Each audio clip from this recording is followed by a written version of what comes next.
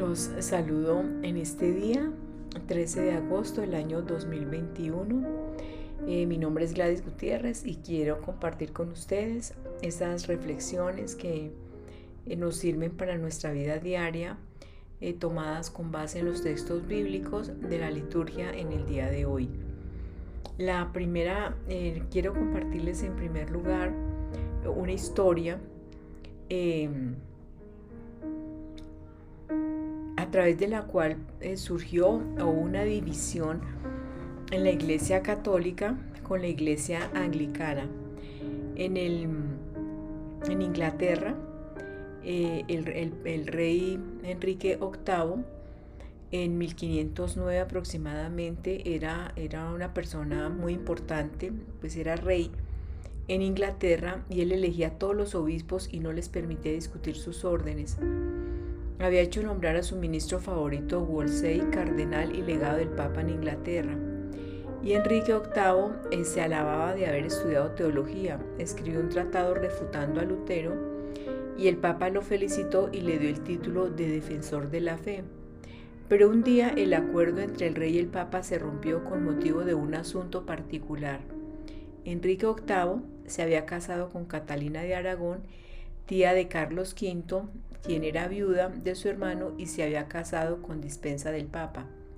Sin embargo, el rey se enamoró de una joven de la corte llamada Ana Bolena y quiso casarse con ella, pero para lo que le pidió permiso, le pidió al Papa que anulase el matrimonio que tenía con Catalina. Esto fue en 1527. El Papa Clemente VII no accedió a la solicitud que le estaba haciendo el rey Enrique VIII y en consecuencia él decidió obrar solo y se reunió en asamblea con los obispos ingleses y los obligó a declarar al rey jefe único supremo de la iglesia en Inglaterra.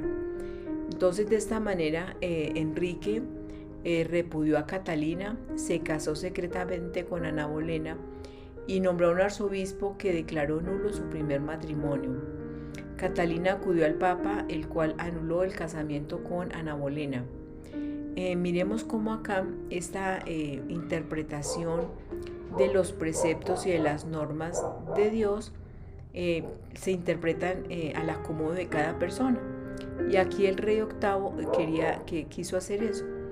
Vamos entonces, a partir de los textos bíblicos de hoy, a ver qué nos enseña la palabra acerca de este conflicto de normas, si pudiéramos decirlo así, y sobre todo de esa interpretación que le da a cada persona dependiendo de la conveniencia propia. La primera lectura es tomada del libro de Josué, capítulo 24, versículos del 1 al 13. En aquellos días Josué reunió a las tribus de Israel en Siquén, convocó a los ancianos, a las cabezas de familia, jueces y alguaciles, y se presentaron ante el Señor. Josué habló al pueblo: Así dice el Señor, Dios de Israel: al otro lado del río Éufrates vivieron antaño vuestros padres, Terac, padre de Abraham, y de Nahor, sirviendo a otros dioses. Tomé a Abraham vuestro padre del otro lado del río, lo conduje por todo el país de Canaán y multipliqué su descendencia dándole a Isaac. A Isaac le di a Jacob y a Saúl le di en propiedad la montaña de Seir, mientras que Jacob y sus hijos bajaron a Egipto. Envié a Moisés y a Aarón para castigar a Egipto con los portentos que hice, y después os saqué de allí. Saqué de Egipto a vuestros padres y llegasteis al mar. Los egipcios persiguieron a vuestros padres con caballerías y carros hasta el mar Rojo. Pero gritaron al Señor y él puso una nube oscura entre vosotros y los egipcios. Después desplomó sobre ellos el mar, anegándolos. Vuestros ojos vieron lo que hice en Egipto. Después vivisteis en el desierto muchos años.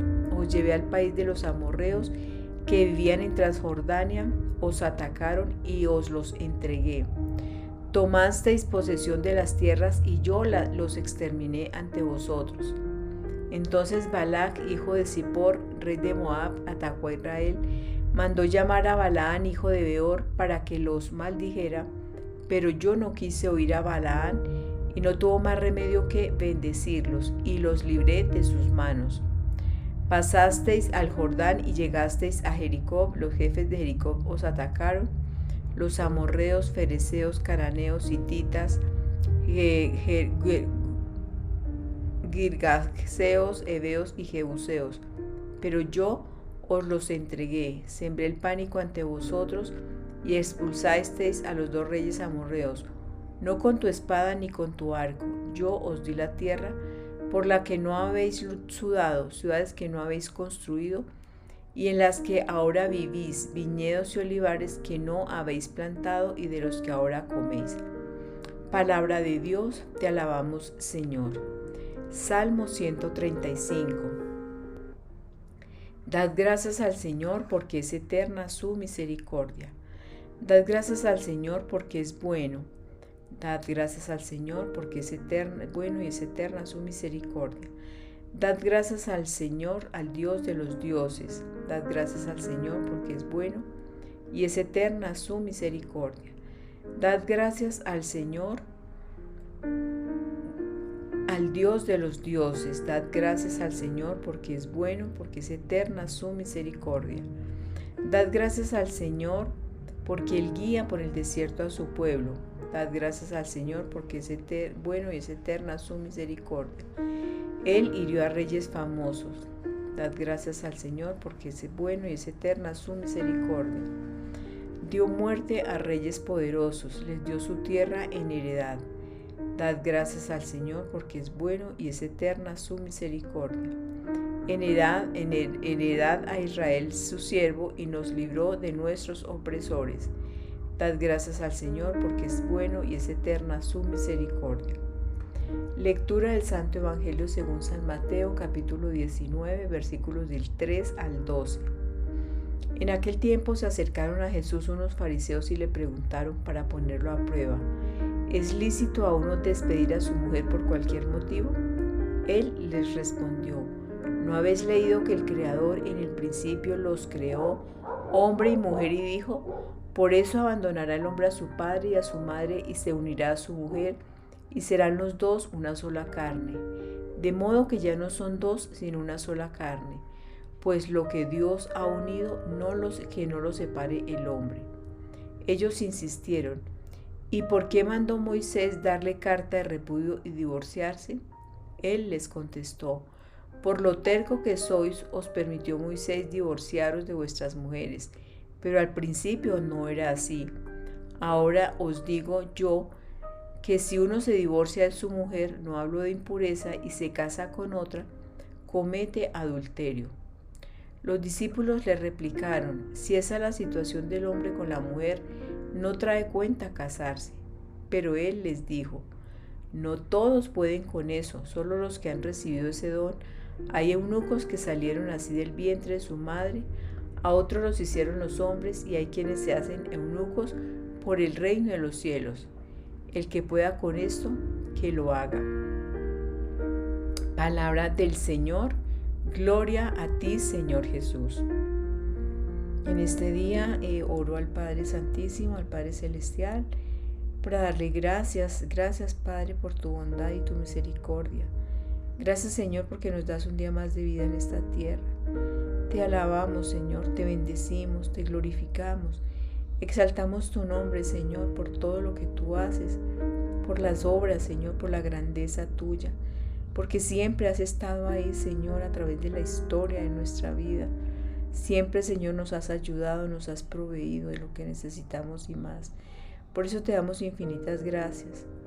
Hoy, Señor, queremos, con base en tu palabra, aprender lo que tú quieres enseñarnos a través de ella. Te pido, Señor, que tu Espíritu Santo descienda sobre cada una de las personas que en este día o después escuchen estas reflexiones con base en los textos bíblicos del día de hoy, con base en tu palabra. Que entendamos, Señor, que tú eres el que nos hablas a nuestra vida, que solamente somos un instrumento para que tú nos hables. Señor, hoy te pongo en tus manos todo lo que sabemos, todo lo que somos, y que sea tu presencia, Señor, y tu Espíritu Santo quien nos muestre y nos revele lo que tú quieres que nosotros hagamos. Amén. En este día, la primera lectura tomada del libro de Josué nos está mostrando algo que es fundamental que nosotros entendamos y comprendamos en nuestro diario vivir. Todo lo que somos, todo lo que hacemos, todo lo que tenemos, todo es o porque Dios lo provoca o porque Dios lo permite. Dios es el único que tiene el control absoluto de todo lo que sucede. Y en la primera lectura nos está mostrando eso es lo que nos está enseñando en el día de hoy esa primera lectura del libro de Josué. Porque se está haciendo un recuento digámoslo, desde el mismo comienzo en el libro del Génesis, desde cuando cuando el Señor llamó a Abraham, los llevó hacia un lugar y le prometió que le iba a dar a su descendencia una tierra prometida. Y entonces está diciendo cómo Abraham entonces se multiplicó, tuvo hijos, y cómo entonces a sus hijos también el Señor siempre los cuidó, siempre los protegió, el Señor siempre los proveyó de todo lo que necesitaban. También, y las descendencias después de Abraham, hasta que llegamos a las 12 tribus de Israel, que fue con Jacob, su hijo, y que también él les repartió territorio a ellos. Como José, un hijo de Jacob, se fue para Egipto, y allí entonces empezaron a sufrir esclavitud, y en esa esclavitud también entonces Dios mandó a Moisés para que librara a su pueblo de esa esclavitud, y con Aarón entonces lo sacaron de allí. Entonces está haciendo un recuento de todo lo que ha sido hasta ese momento la historia de la humanidad. Pero lo más importante es que nosotros entendamos que es Dios, nuestro Padre, nuestro Creador, quien siempre ha estado presente en la historia de la humanidad, en la historia de la vida de cada persona. Él siempre está, siempre ha estado y siempre estará. Él es el que aquí nos está hablando en esta primera lectura. Nos está hablando cómo Él siempre nos ha cuidado, los ha conducido de un lugar a otro, les ha proveído de todo lo que tenían. Está hablando en este libro de todo lo que le proveía Dios de la tierra prometida, cómo distribuyó las tierras, cómo fue creciendo este pueblo israelita, siempre repito, con base en la presencia y en la provisión de Dios.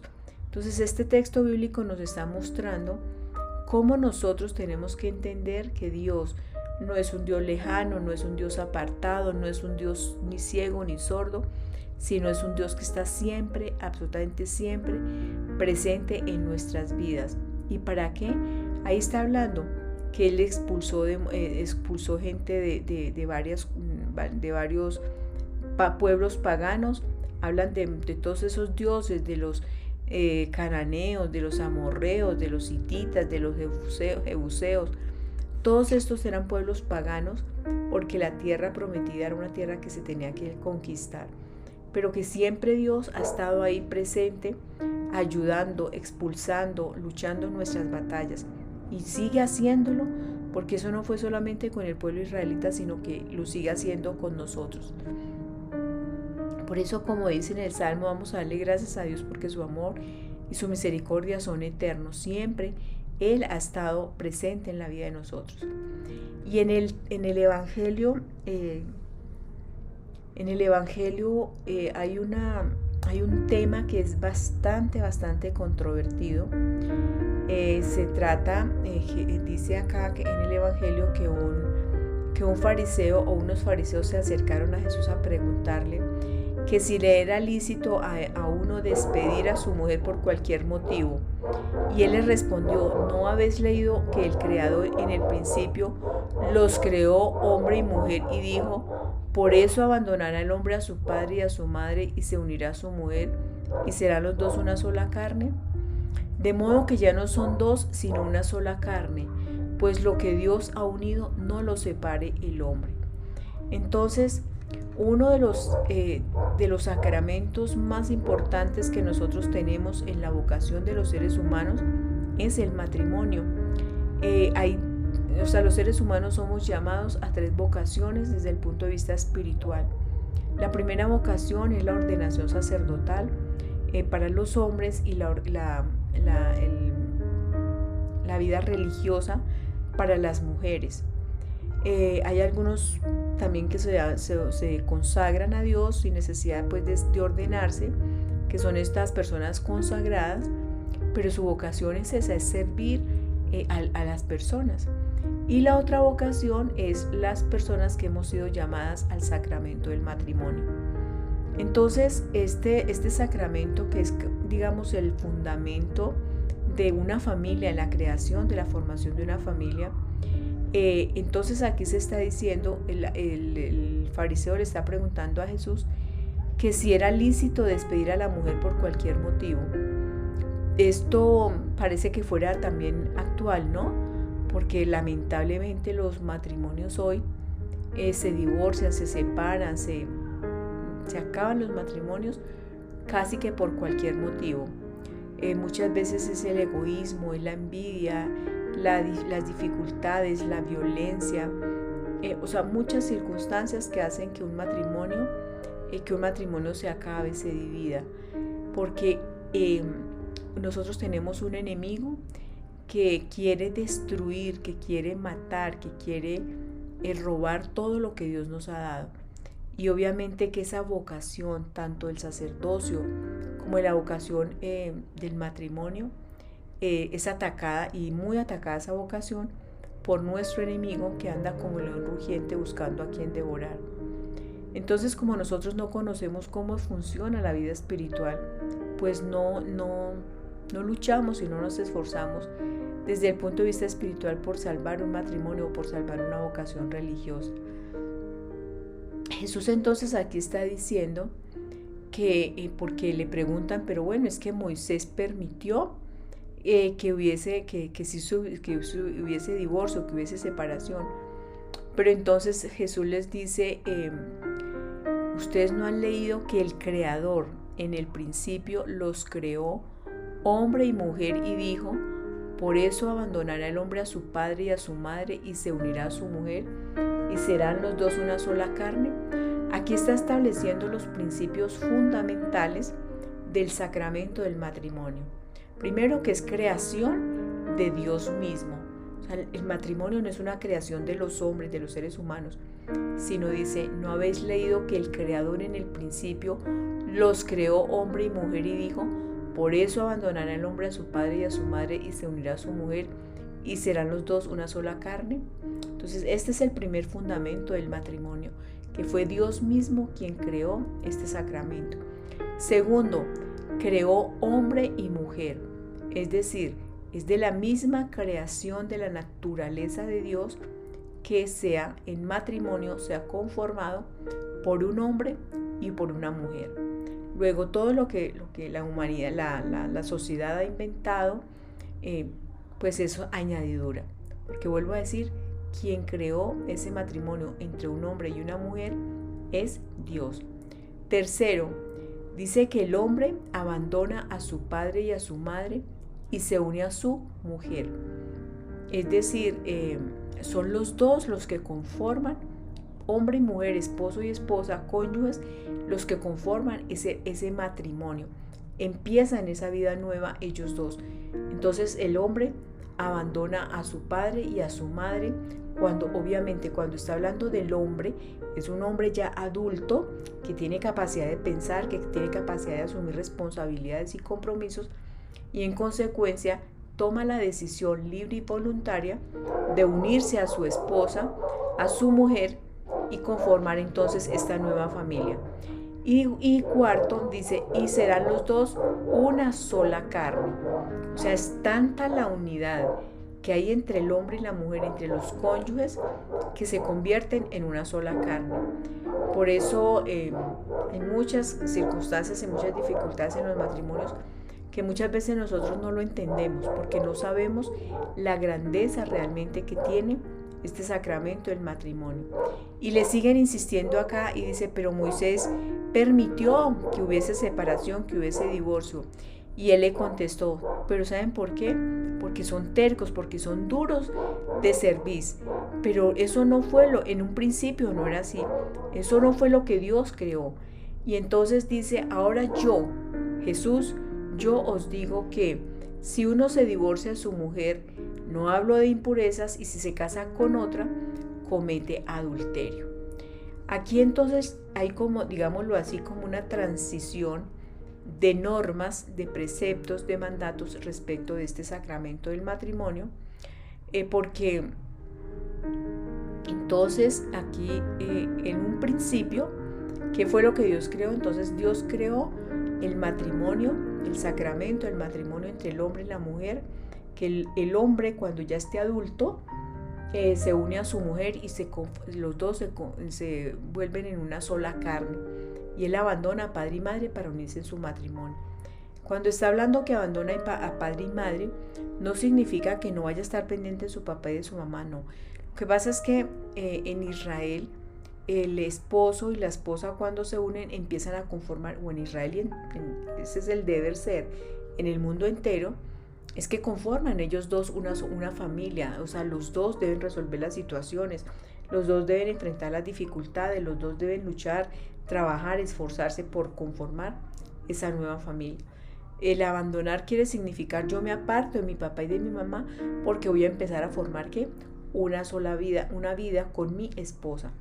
Por eso es que esa indisolubilidad del matrimonio hasta que la muerte los separe es algo importante, porque es un proyecto de vida que construyen el hombre y la mujer, que inician ese nuevo vivir, cada uno conformando obviamente su familia con los hijos que procreen y que los van a educar en la fe y los van a sostener por siempre. Entonces, y así se van dando de generación en generación.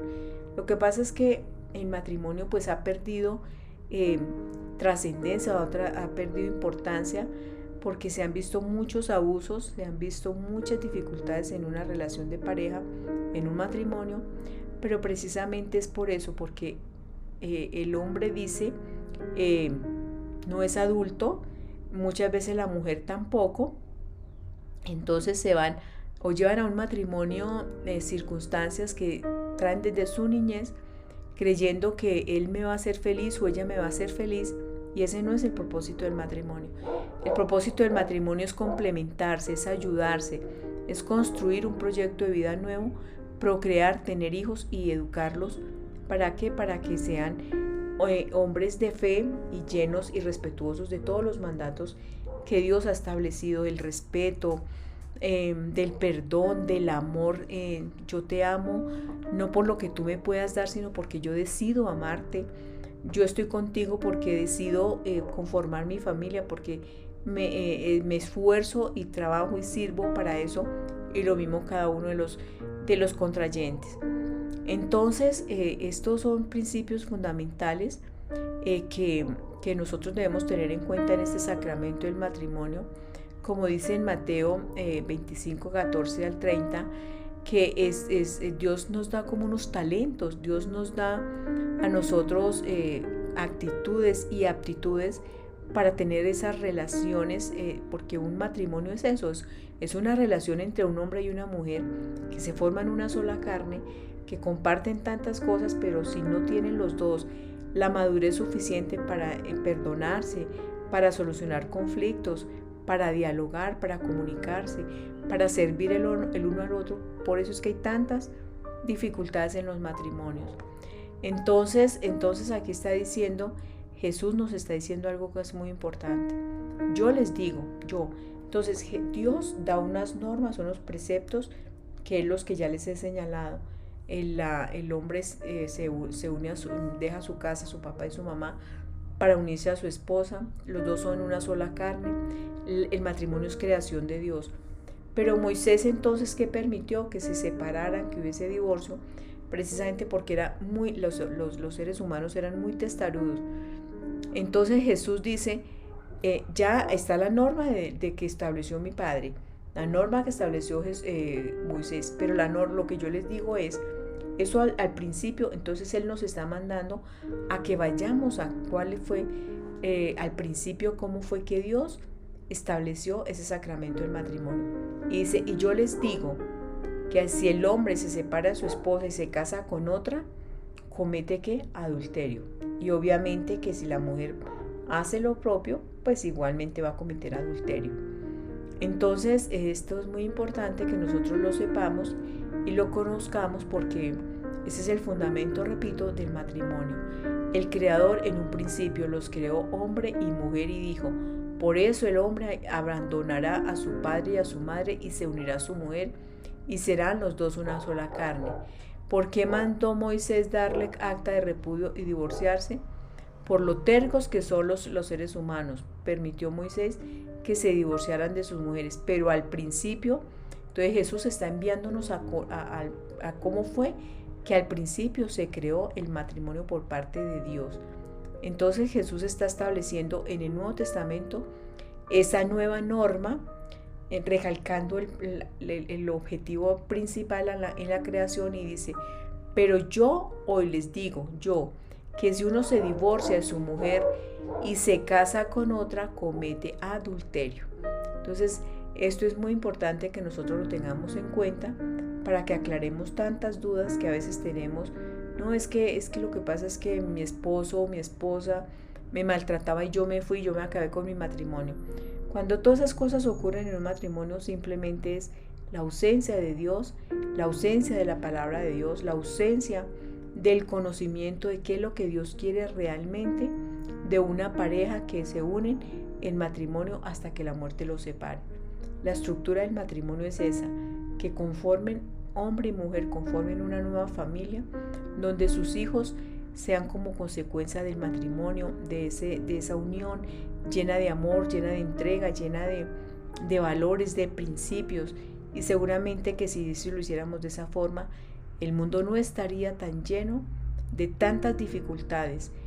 Hay estudios de universidades prestigiosas y de universidades serias de cómo la violencia al interior de la familia, entre el papá y la mamá, cómo afecta de una manera tremenda el desarrollo de los hijos.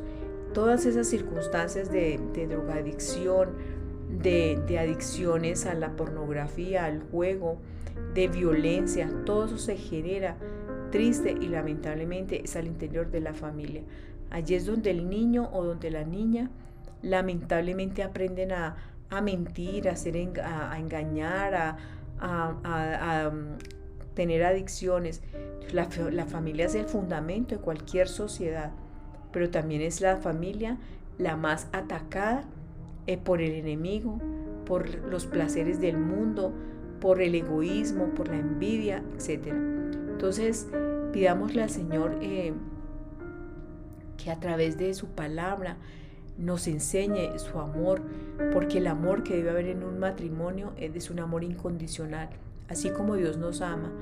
Dios no nos mira como si somos buenos los amo y si no son buenos no. Dios nos ama porque Él decidió amarnos, porque Él decidió buscarnos, porque Él decidió darnos todo lo que nosotros necesitamos a pesar de nuestras infidelidades, de que no lo busquemos, de que Él decidió amarnos y darnos un amor que sobrepasa todo entendimiento. Ese es el amor que nosotros debemos tener. Así como Cristo amó a su iglesia, que dio la vida por ella, así también los esposos deben amarse al interior del matrimonio. Hoy vamos entonces a darle gracias a Dios, vamos a orar. Padre, te damos infinitas gracias. Gracias, Señor, porque hoy nos muestras a través de tu palabra cómo fue que tú creaste, Señor, ese matrimonio, esa unión entre un hombre y una mujer para conformar un nuevo proyecto de vida, Señor, donde se multipliquen a través de sus hijos, donde sus hijos crezcan en el amor, en los principios, en los valores, en los fundamentos que tú estableces, Señor, de perdón, de servicio, de entrega, de amor, de cuidarse uno al otro, de amarse el uno al otro. Señor, yo te pido que todos esos matrimonios que hoy están rotos, desestructurados, podamos entender y comprender, Señor, la grandeza de ese santo sacramento que tú estableciste porque tú, Señor, hiciste a la mujer como ayuda idónea para el hombre, al hombre para que fuera, Señor, el jefe de su hogar, para que él coordinara, fuera la cabeza, así como Cristo es la cabeza de su iglesia, así el hombre es la cabeza de su hogar. Ayuda a los hombres, Señor, a que se empoderen de ese papel que tú les has dado a ellos como jefes de casa, jefes de hogar. A la mujer, Señor, como esa persona llena de amor, llena de virtudes, llena de entrega y de servicio hacia su familia. Hoy te pido, Señor, por la protección para todos y cada uno de los matrimonios que tú has unido, Señor, a través del sacramento en el mundo entero. Te pedimos, Señor, en este día que tú nos llenes, Señor, de tu amor, de tu capacidad de misericordia y de compasión ante las muchas dificultades que se presentan al interior de las familias. Te damos infinitas gracias a ti, Padre, a ti, Hijo y a ti, Espíritu Santo, desde hoy para siempre, por los siglos de los siglos. Amén, amén y amén.